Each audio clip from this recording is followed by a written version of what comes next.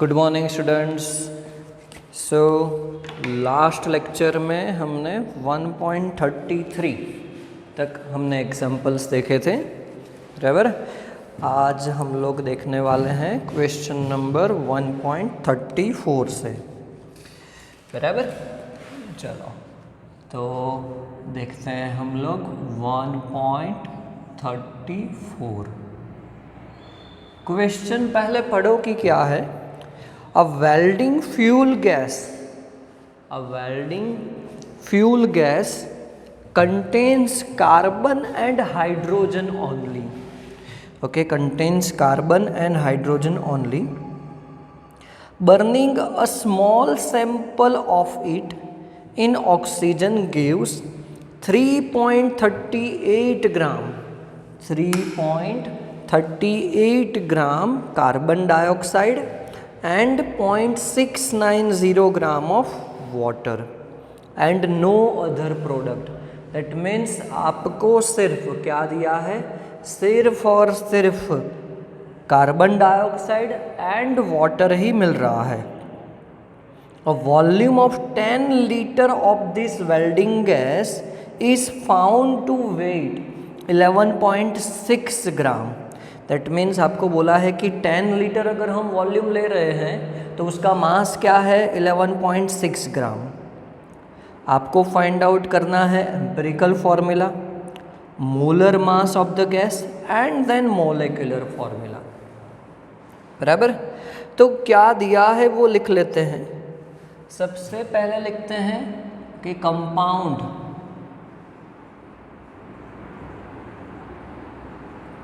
किसका बना हुआ है, तो सिर्फ और सिर्फ कार्बन एंड हाइड्रोजन का बना हुआ है। कंपाउंड किसका बना हुआ है, तो कार्बन एंड हाइड्रोजन का। हमें नहीं पता है कि क्या है, बट सिर्फ कार्बन एंड हाइड्रोजन है। ओके, चलो फिर क्या दिया है आपको कि मास ऑफ आपको दिया है कार्बन डाइऑक्साइड, कि जब भी इसको हम बर्न करते हैं कि कार्बन एंड हाइड्रोजन का कंपाउंड है, क्या बोला है कि इसको बर्न करते हैं हम लोग तो आपको कार्बन डाइऑक्साइड एंड वाटर मिलता है। क्या मिलता है, carbon dioxide and water. And carbon dioxide आपको कितना दिया है, 3.38 ग्राम एंड वाटर आपको कितना दिया है, 0.690 gram. So for the calculation of empirical formula we need mass percentage. Okay, so compound containing only carbon and hydrogen, so we need mass percent of carbon and mass percent of hydrogen. तो सबसे पहले मास percent निकालने के लिए हमें मास भी चाहिए होगा कार्बन का। तो एक एग्जांपल याद करो, आपका था कॉपर सल्फेट वाला कि 100 ग्राम कॉपर सल्फेट आपको कितने ग्राम कॉपर देगा। तो उसी के फॉर्मूला के मदद से हम लोग फाइंड आउट कर सकते हैं कि सपोज अगर हम लोग बोल सकते हैं कि कार्बन डाइऑक्साइड का मॉलिक्यूलर मास 44 है। ओके, तो हम लोग ऐसा बोल सकते हैं यहाँ पे कि 44 ग्राम कार्बन डाइऑक्साइड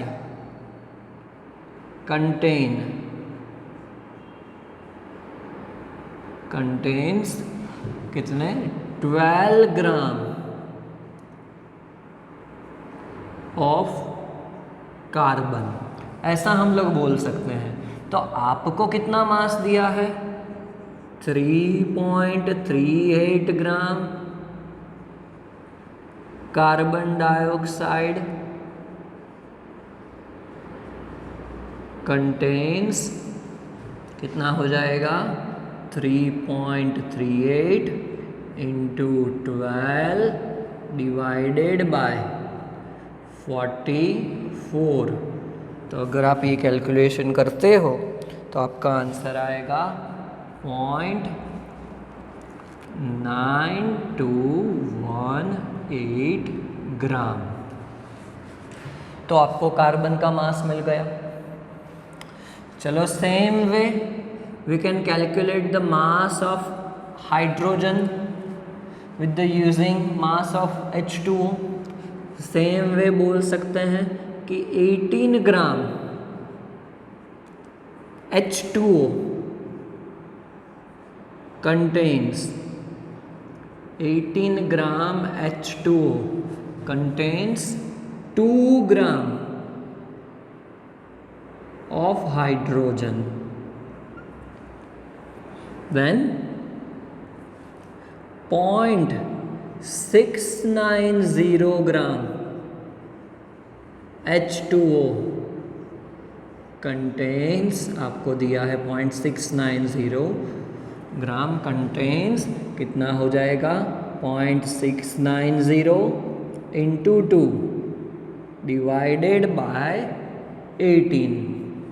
तो कैलकुलेशन के बाद इसका आंसर आएगा 0.0767 ग्राम। सो आपके पास अब मास आ चुका है। कार्बन का मास इतना है, हाइड्रोजन का मास इतना है, तो टोटल मास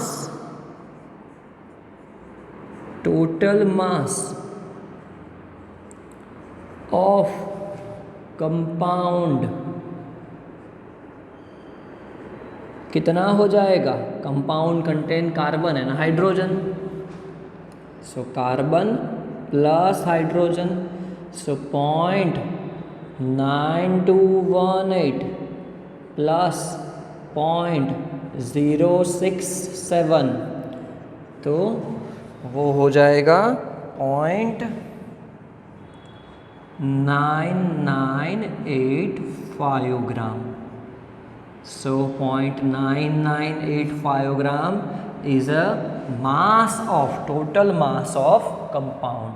तो हमारे पास एलिमेंट का मास है, टोटल मास है, so you can calculate the mass percent of element, बराबर।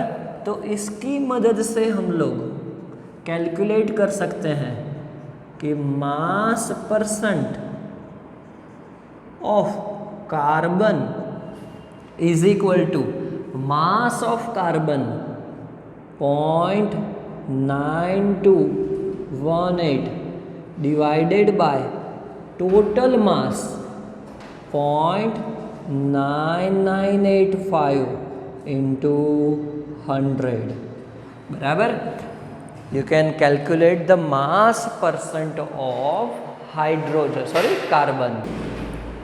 सो इसका आंसर आपका आएगा 92 परसेंटेज आ जाएंगे 92.32,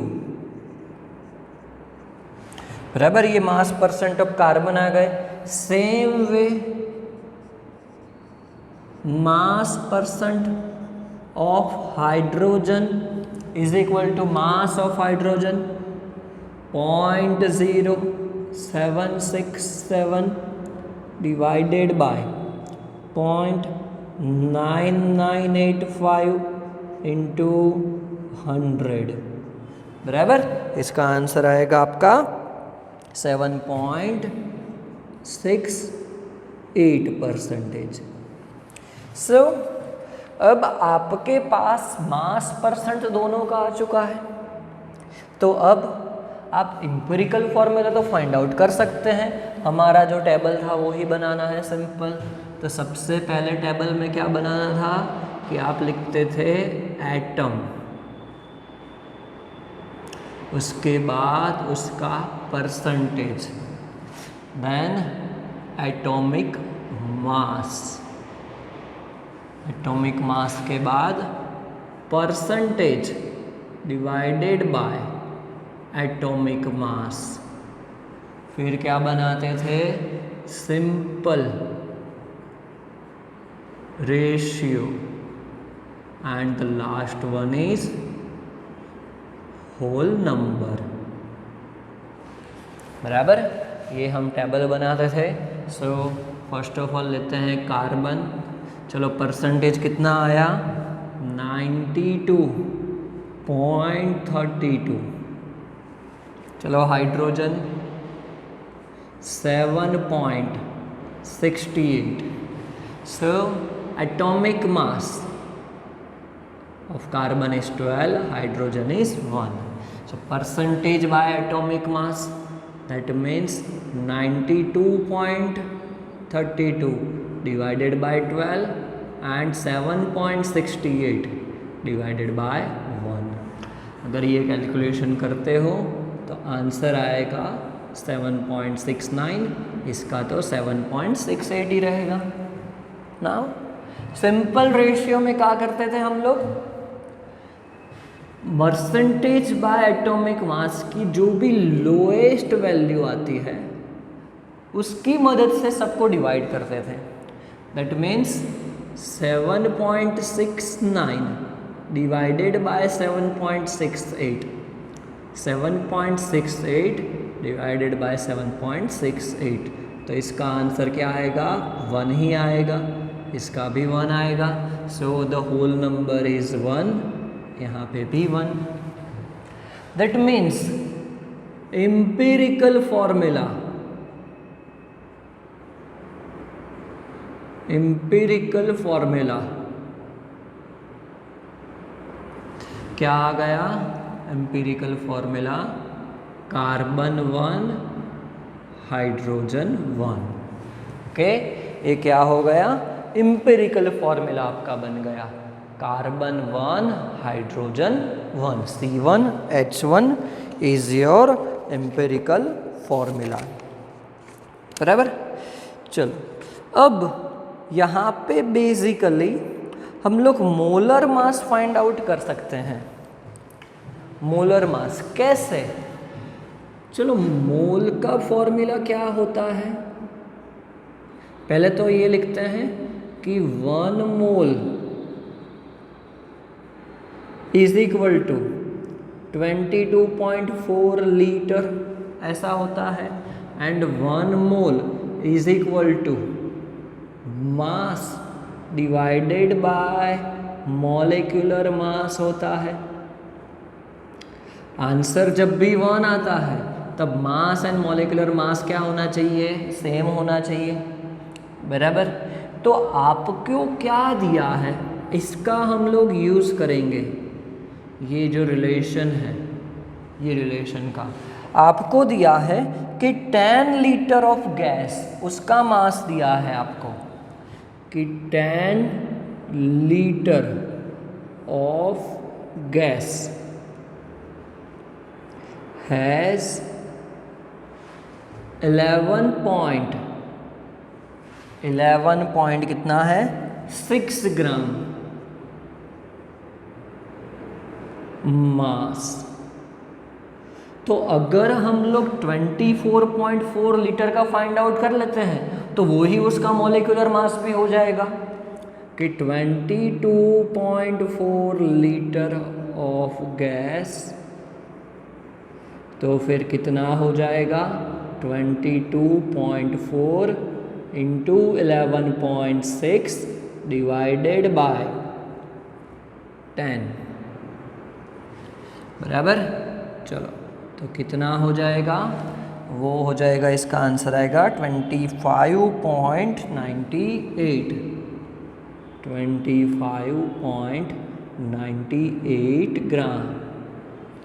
चलो तो 22.4 litre that means 1 mole, 1 mole that means mass and molecular mass की वैल्यू क्या होनी चाहिए, सिमिलर होनी चाहिए। तो हमें यहाँ पे मिल गया मॉलिक्यूलर मास ऑफ कंपाउंड क्या हो गया, 25.98 ग्राम पर मोल। ओके। चलो अब n याद करो, इंटीजर जो क्या था, molecular mass divided by formula mass. Formula mass कौन सा हो जाएगा आपका, एम्पिरिकल फॉर्मूला जो आया उसका मास। चलो मॉलिक्यूलर फॉर्मूला है 25.98 divided by empirical formula mass कितना हो जाएगा 13, कार्बन 12, हाइड्रोजन 1, तो 12 + 1 13, तो इसका आंसर क्या आएगा 1.99 बराबर। तो अप्रॉक्सीमेटली हम इसको क्या ले सकते हैं 2, तो n की वैल्यू भी मिल गई। So molecular formula is equal to n into empirical formula.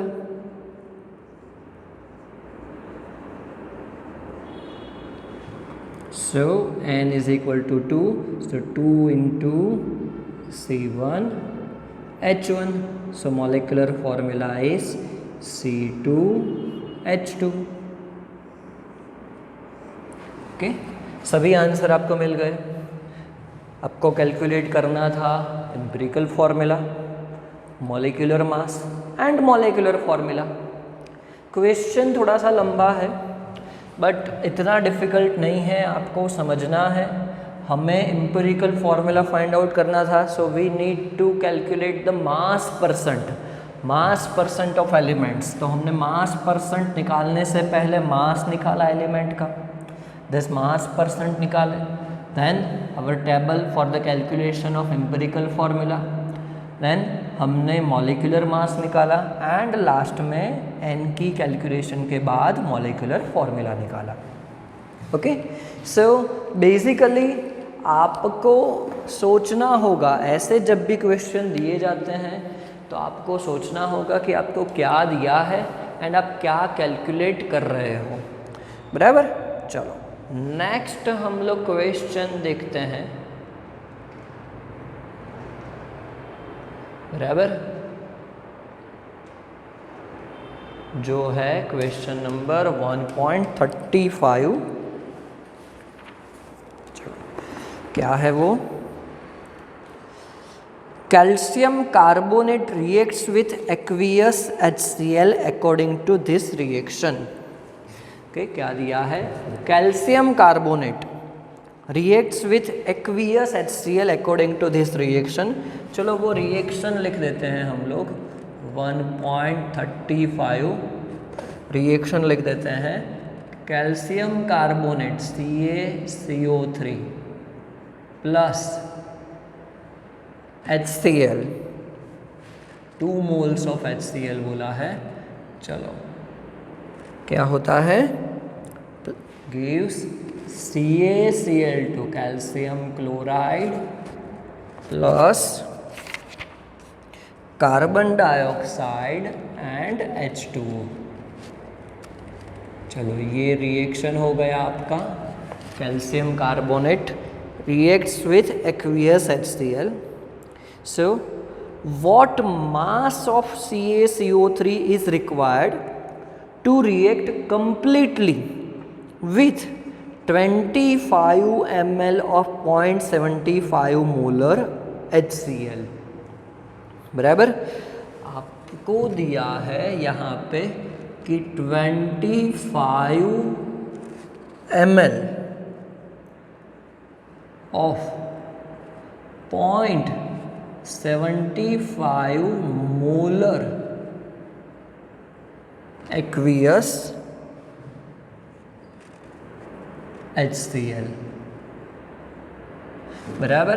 आपको कंप्लीटली ये रिएक्शन करना है, तो उसके लिए CaCO3 मास ऑफ CaCO3 आपको फाइंड आउट करना है कि इसके साथ कंप्लीटली रिएक्ट करने के लिए कितना मास चाहिए होगा, बराबर। तो सबसे पहले देखो कि आपको मास कैलकुलेट करना है। यहाँ पे आपको ml में दिया है, तो सबसे पहले हम लोग मोल की स्टोइकियोमेट्री एंड मास की स्टोइकियोमेट्री लिख देते हैं, बराबर। CaCO3 1 mole CaCO3 reacts with 2 mole HCl to give 1 mole CaCl2, 1 mole CO2 and 1 mole H2O। Actually हमें रिक्वायरमेंट है ये सिर्फ दोनों की, बाकी की रिक्वायरमेंट तो है ही नहीं। हमें तो सिर्फ ये फाइंड आउट करना है कि इतना HCl दिया है तो उसके साथ रिएक्ट करने के लिए CaCO3 कितना होगा। तो हम सिर्फ ये दोनों के ही मास की स्टोकियोमेट्री लिखते हैं। चलो CaCO3 दैट मीन्स हम लोग बोल देते हैं यहाँ पे कि कितना मास हो जाएगा। कार्बन का है 40 plus calcium 40 plus 12 plus 48 that means 100 हो जाएगा 1 mole. That means 100 gram CaCO3 reacts with 2 moles of HCl। so hydrogen 1, chlorine 35.5, 36.5, तो ये हो जाएगा 73 gram HCl। That means 73 gram HCl requires 100 gram of calcium carbonate. इसकी मदद से हम लोग ये बोल सकते हैं कि 73 gram HCl requires 100 grams of calcium carbonate. Okay, तो सबसे पहले हम लोग ये फाइंड आउट करते हैं कि 25 ml 0.75 molar HCl that means वो कितना ग्राम HCl होगा। ओके, अगर वो हम लोग फाइंड आउट कर लेते हैं तो हमें इजीली कैलकुलेशन इसका हो जाएगा, बराबर। तो इसके लिए हम लोग क्या करते हैं, हम लोग एज्यूम करते हैं कि अगर क्या कर रहे हैं हम लोग 1000 ml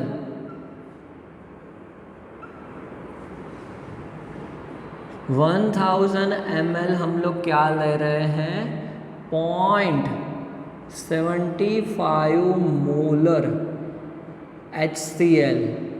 अगर हम लोग क्या ले, देखो यहाँ पे एक चीज़ आपको समझनी है कि आपको मास चाहिए HCl का, बराबर। तो क्या करना होगा आपको कि कुछ ना कुछ एज्यूम करना होगा।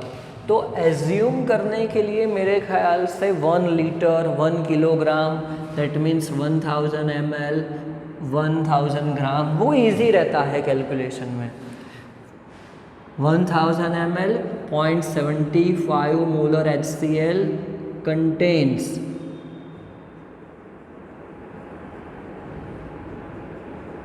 0.75 मोल हो जाएंगे मोल्स ऑफ HCl, ऐसा हम लोग बोल सकते हैं। 1000 ml that means 1 litre, 1 litre that means जो भी उसके मोल्स होंगे वो ही उसकी मोलारिटी हो जाएगी। That means mass of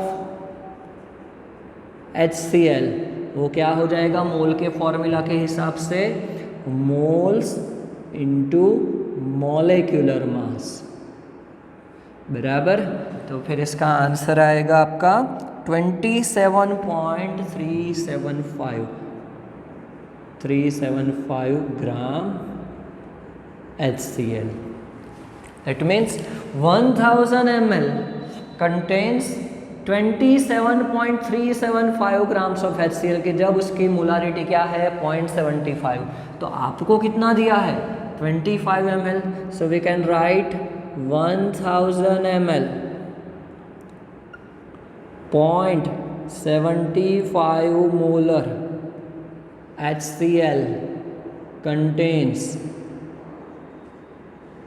27.375 gram HCl। आपको कितना दिया है 25 ml और वो भी कितना है 0.75 मोलर HCl कंटेन्स कितना हो जाएगा 25 इंटू 27.375 डिवाइडेड बाय 1000 बराबर। तो इसका आंसर आएगा आपका 0.6844 ग्राम HCl। तो आपको मिल गया कि 25 ml 0.75 मोलर HCl कंटेन्स 0.6844 ग्राम। तो अब तो कैलकुलेशन बहुत ईजी हो गया। आपको बेसिक रिक्वायरमेंट पता है कि 73 gram HCl required 100 gram calcium carbonate, then 0.6844 gram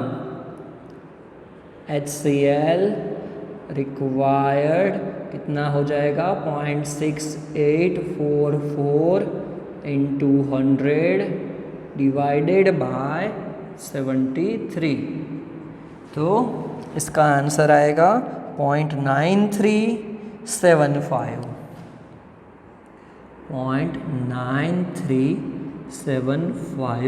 gram of calcium carbonate is required। बराबर, आपका ये आंसर आ गया।